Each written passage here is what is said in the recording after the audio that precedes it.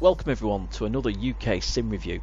Today we're going to have a look at the Midland Main Line route add-on for Train Simulator 2020 by Just Trains. This is the Sheffield to Derby part of it, which is the first part that Just Trains have released. It covers the 36 miles between Sheffield and Derby of the Midland Main Line. The clues in the title.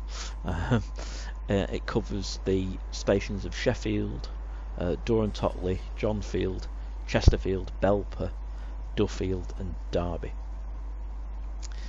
So it's quite difficult for me is this, because I'm going to be completely candid with you. I didn't pay the full asking price for it, so the full asking price is £25, £24.99 if you're being completely pedantic. I didn't pay that, so I paid, I think it was about £13. And how I managed to pay £13 for it is I subscribed to Thomson Simulation, and you get something like a 20% discount, which gives us a couple of quid off it. And then I had the £10 voucher for the every member of his website. When you renew, you get a choice on what you can do, so I got a £10 voucher. So ultimately I ended up paying about 13 quid for this. But yeah, anyway, £25, so you get a 36-mile route. So on the face of it, it's not that big. Let's be honest, 36 miles when you compare to the Western main lines that Just Trains have, which if you buy all the add-on packs, takes you from London all the way down to Penzance and down that neck of the woods. Even if you look at sort of the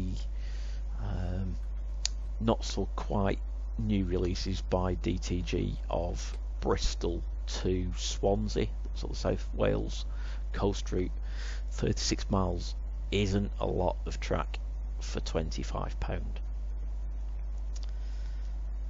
However, in fact, before I even get onto the however, for that £25 there are no rolling stock. So again, compare that to a DTG release. We'll take the Welsh Marches route, which I've not reviewed yet, or the South Wales coastal. What you get with that is you get the route and you get a load of rolling stock with it. So I think for the South Wales coastal route, if I remember rightly, you get the 175, you get a HST in GWR, you get a class 67, I think, if memory serves me rightly, and there may be a class 17 there. I can't remember if you do or not, but there's quite a variety of rolling stock, and that is the same price as this.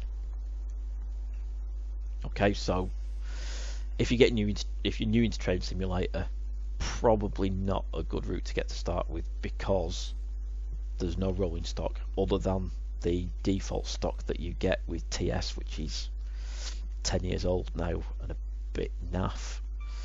So yeah, the flip side of it is being that there is no rolling stock included, what they have done is they've given you 15 scenarios, and those scenarios are, 12 of those scenarios have two versions, one of them for the default stock and one of them for a load of payware. So if you go with the payware scenarios, you've got a load of stuff that you need from Just Trains, you've got a load of stuff that you need from Steam, and you've got a load of stuff you need from Armstrong Powerhouse.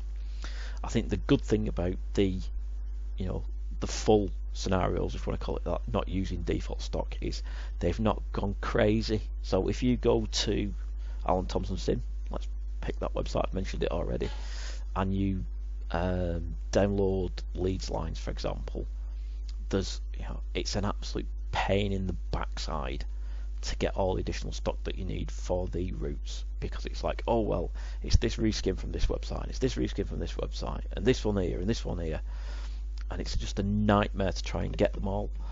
At least with the how Just Trains approached this, they've gone, you know what, you're going to buy our stuff, things like the class 153 and the class 222, you're obviously going to buy stuff from Steam, so like the class 66 and the class 70, And actually, if you're serious into this, you're going to be buying stuff from Armstrong Powerhouse. So they've not gone off piste and you're trying to stitch together bits from here, there, and everywhere, because that's a bit of a pain in the backside. So if you've got a load of this stock already, then the non-default scenarios are really good because there's a lot of variety of stock in there. It feels really engaging.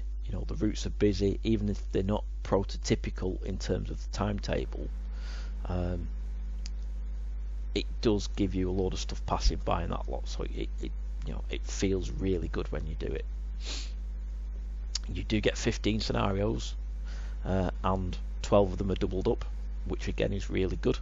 So some of the stuff you demo off DTG, for example, you may only get 5 scenarios, and then that's it until somebody comes out with a scenario pack for it. So at least there's stuff in there. There is variety in there in terms of freight working and passenger working, all that, and express stuff and sort of stopping stuff. So there is quite a bit of variety in there.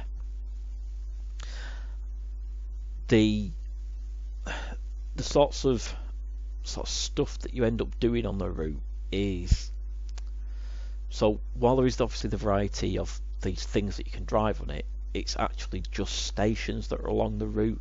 There's obviously a TDM depot and all that kind of stuff down in Derby, but you've not got like a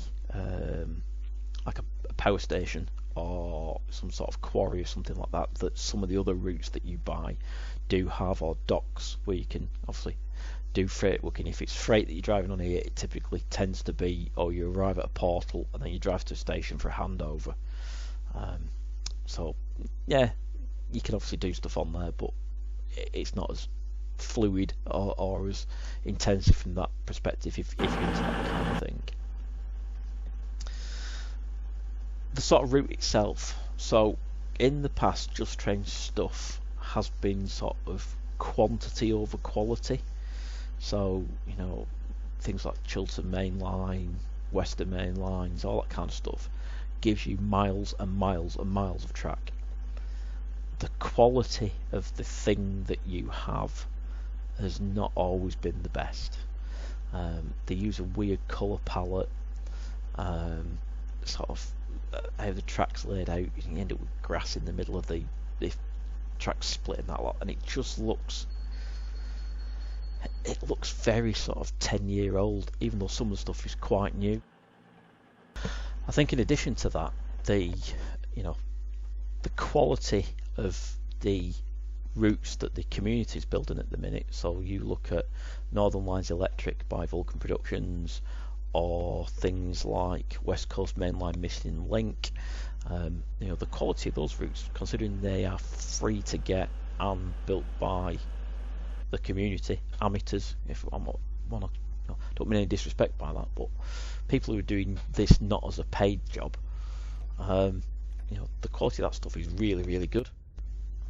Because of that, I think Just Trains have had to up their game.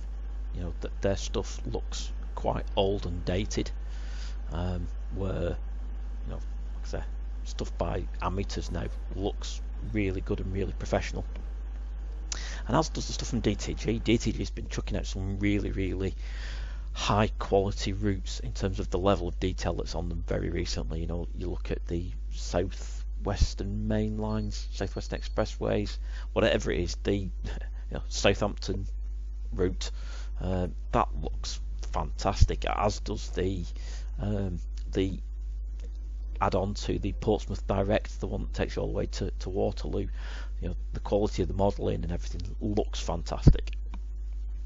This from Just Trains, in terms of level of detail and quality and how it looks, they've absolutely upped their game. This is by far the best looking route Just Trains have ever released.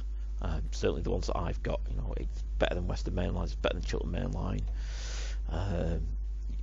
all the UK stuff anyway. It is hands down the best thing they've ever released.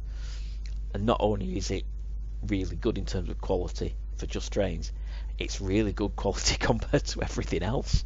Look, there's like mobile phone masts whizzing past, and like ducts on the floor where wires would be run, and special signalling that they've done. It's brilliant. It looks absolutely fan-bloody-tastic. And well done, Just Trains. It looks immense. So yeah. It then gets onto the interesting topic of should you buy it. So I will flash up the map of the route. It is only 36 miles, but if you look at the track bed layout, there's a lot more track there, so I'm guessing they're going to be doing add-ons for it as additions.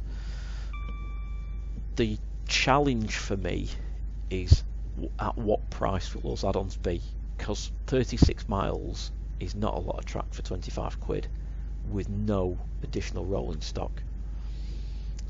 It's a lot of money if they go, oh well, we're going to extend it, when you look at the map, all the way down to where it's going, and every time we do that for 36 miles it's going to be another £25. That's probably going to make it the most expensive route on a cost per mile basis, which is a bit difficult for me to swallow. Like I said, I paid 12 quid. For 12 quid, I love this thing. I think it's amazing. I would definitely paid more for it, but I had all the stock originally, all the additional payware stuff. I think the other thing as well to mention is some people like to play really, really long routes. I don't have time to be doing scenarios that are an hour and a half long, 2 hours.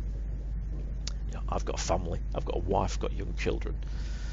The reason why I like this is the scenarios are like 20 minutes, 30 minutes, 40 minutes, and you can box them off in sort of like little segments rather than the long stuff where I don't have time to do that anymore. So for me, it absolutely appeals to me, and it's an interesting route to drive because of the varying in gradient and speed limits and things like that. But I don't know if I can adjust 25 quid. That's the thing. I think if you're new to TS, I wouldn't buy this. There are other things that I would buy for £25 and you would get a lot more stuff with it. If you're existing TS person, excuse me, and this appeals to you, I would absolutely buy it. It's very, very good.